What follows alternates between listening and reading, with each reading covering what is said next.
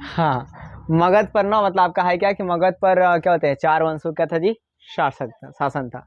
उसमें पहले आपको मैंने बताया था क्या कि बृहदत्त वंश क्या है जी, बृहदत्त वंश। तो इसका चर्चा ना सिर्फ महाभारत में किया गया, किसमें किया जी, महाभारत में किया गया। और केवल इतनी जानकारी प्राप्त हुई है कि मगध जो है प्रथम शासक बृहदत्त था। मगध के प्रथम शासक कौन थे, बृहदत्त था। ये इतना ही जानकारी मिला, इससे बाद जानकारी नहीं मिला है। तो बहुत सारे इतिहासकारों का ना मतलब इतिहासकारों के अनुसार इसे अस्वीकार किया गया है, मतलब नहीं माना जाता है कि मगध के जो मतलब संस्थापक होंगे, जो फाउंडर होंगे वो बृहदत्त होंगे, ये इन्हें नहीं माना जाता है। ठीक है, तो भाई साहब माना किया जाता है तो बिंबिसार को, किसे मानते हैं जी, बिंबिसार को, यानी कि हर्यक वंश के राजा को। ये बात समझ आई। बृहदत्त हमने आपको बताया क्या कि बृहदत्त वंश हमने आपको बताया था कि मगध पर लगभग 4 वंशों का राज था। जैसे कि पहला उसमें बताया था बृहदत्त वंश, क्या जी, बृहदत्त वंश। उसके बाद क्या होता है जी, हर्यक वंश के बाद नाग वंश, ठीक है। फिर नंद वंश था। तो आपका है क्या कि देखिए बृहदत्त वंश में मैंने आपको बताया कि पहली बार महाभारत में से क्या मिला, चर्चा मिला। क्या चर्चा मिला कि केवल इतनी ही जानकारी की मगध का प्रथम शासक बृहदत्त था। मगध का प्रथम शासक कौन थे जी, बृहदत्त थे। ये जानकारी कहाँ से मिलती है, महाभारत से। कहाँ से मिलती है जी, महाभारत से। लेकिन इतिहासकार इसे अस्वीकार करते हैं, इसे नहीं मानते हैं कि मगध के ये शासक होंगे, इसे संस्थापक नहीं मानते हैं। तो किसे मानते हैं मतलब, तो स्टार्ट होता है हर्यक वंश, क्या जी, मगध पर किसका राज चलता है, हर्यक वंश का। और हर्यक वंश को पितृहंता वंश भी कहा जाता है। कौन सा वंश कहता है जी, पितृहंता वंश भी कहते हैं। कौन सा वंश कहते हैं, हाँ प्रीतिहंता वंश कहा जाता है। क्यों कहा जाता है कि ये अपने पिता की ही हत्या कर कर गद्दी प्राप्त करते थे, इसलिए इसे प्रीतिहंता वंश कहा जाता। आप ऐसे सजा कर लिखेंगे, ठीक है ना, जब लिखेंगे तो क्या सुना आपने कि हर्यक वंश को पितृहंता वंश कहा जाता था, क्योंकि अपने पिता की हत्या कर कर गद्दी को प्राप्त करते थे, इसलिए इसे पितृहंता वंश कहा जाता था। अब इसके संस्थापक कौन थे, बिंबिसार।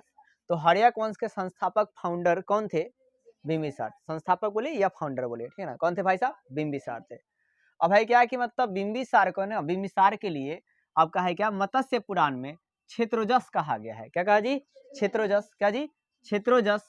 और जैन साहित्य में, किसमें जी, जैन साहित्य में यानी जैन धर्म में श्रोणी कहा गया। क्या कहा गया है, श्रोणी कहा गया है। तो प्रश्न आता है कि जैन साहित्यों में श्रोणी किसे कहा गया है, बिंबिसार को कहा गया। किसे कहा जी, बिंबिसार को।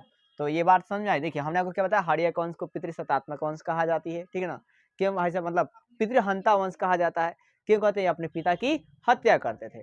फिर इसके हर्यक वंश के संस्थापक कौन है, बिंबिसार। और बिंबिसार के लिए 2 वर्ड दिया गया है। ऐसा पहला है क्या कि मत्स्य पुराण में क्या कहते हैं, क्षेत्रोजस, क्या होते हैं, क्षेत्रोजस। मत्स्य पुराण में क्षेत्रोजस और जैन साहित्य में श्रोणी। मत्स्य पुराण में क्षेत्रोजस और जैन साहित्य में श्रोणी कहा गया है। इनके समय मगध की राजधानी राजगिरी या गिरिव्रज था। क्या था जी, राजगिरी क्या था जी, गिरिव्रज था, जो 5 पहाड़ियों से क्या था, घिरा हुआ था, मतलब सुरक्षा का क्षेत्र था। क्या था जी, सुरक्षा का क्षेत्र था। फिर है क्या कि ये विस्तार जो है ना 3 प्रकार के कूटनीति के सहारा लिए। कितने प्रकार से कूटनीति सहारा लिए, 3 प्रकार के। मगध साम्राज्य के विस्तार के लिए बिंबिसार कितने कूटनीति के सहायता लिए, 3 प्रकार के। मित्रता से, किसे जी, मित्रता से, फिर वैवाहिक नीति से, और फिर भाई साहब क्या, युद्ध कर कर।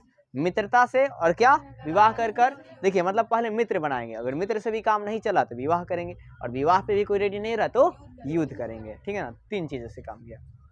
मतलब आपने ये आप बोल सकते हैं कि दाम धान सब मतलब सब कुछ इन्होंने स्टार्ट किया। हाँ जो भी हो। अब विस्तार जो ना 3 प्रकार के कूटनीति का सहारा लिया भाई साहब। पहला है क्या, मैत्री कूटनीति, मतलब मित्रता के सहायता से। तो है क्या कि अवंती के नरेश स्वर्ण प्रदोद की पीलिया की बीमारी हो गई थी। किसकी बीमारी होती है जी, पीलिया की बीमारी हुई थी। तो बिंबिसार के दरबार में एक बहुत ही आपका है क्या, अच्छा वैद्य थे, ठीक है ना, सर्वश्रेष्ठ आप वैद्य बोल सकते हैं, जिनका नाम था जीवक। क्या नाम था जी, जीवक। तो आपने क्या सुना यहाँ पर कहानी कि बिंबिसार के दरबार में एक बहुत ही अच्छे वैद्य थे, जिनका नाम था, या विशेषज्ञ वैद्य थे, जिनका नाम था जीवक।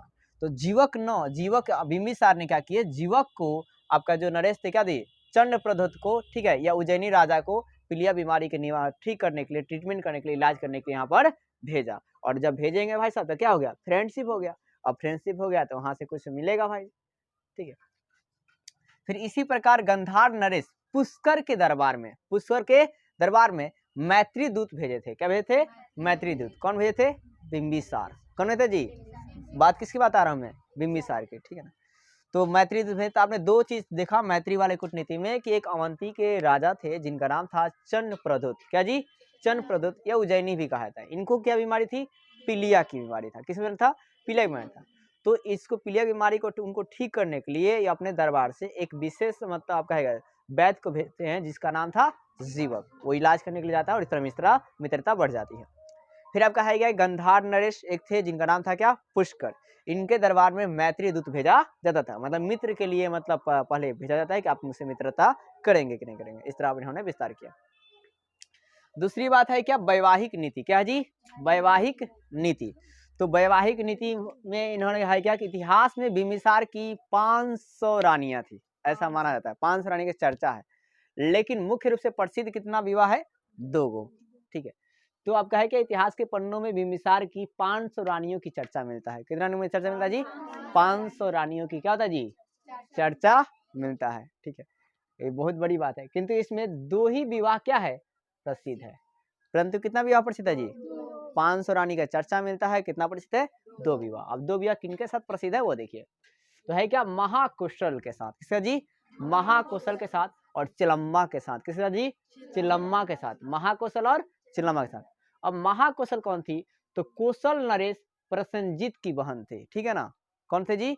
कौशल नरेश प्रसेनजीत की क्या थे जी? बहन थी। और चिलम्मा कौन थी? तो वजी नरेश चेटक की पुत्री थी। कौन थे जी? वजी नरेश क्या थे? चेटक की पुत्री थी। तो आपका है क्या? महाकौशल कौन थी? तो कौशल नरेश प्रसेनजीत की क्या थी? बहन थी। और चिलम्मा कौन थी? वजी नरेश चेटक की क्या थी? पुत्री थी।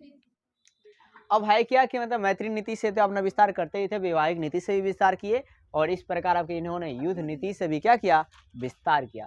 कैसे भाई साहब? तो ये अंग महाजनपद को अपने साम्राज्य में मिलाया था। कैसे भाई साहब? जीतकर, ठीक है ना। अंग पर आक्रमण किए और वहां के राजा को पराजित कर दिए, और पराजित करने के बाद वो अंग को अपने राज्य में क्या कर लिए? मिला लिए।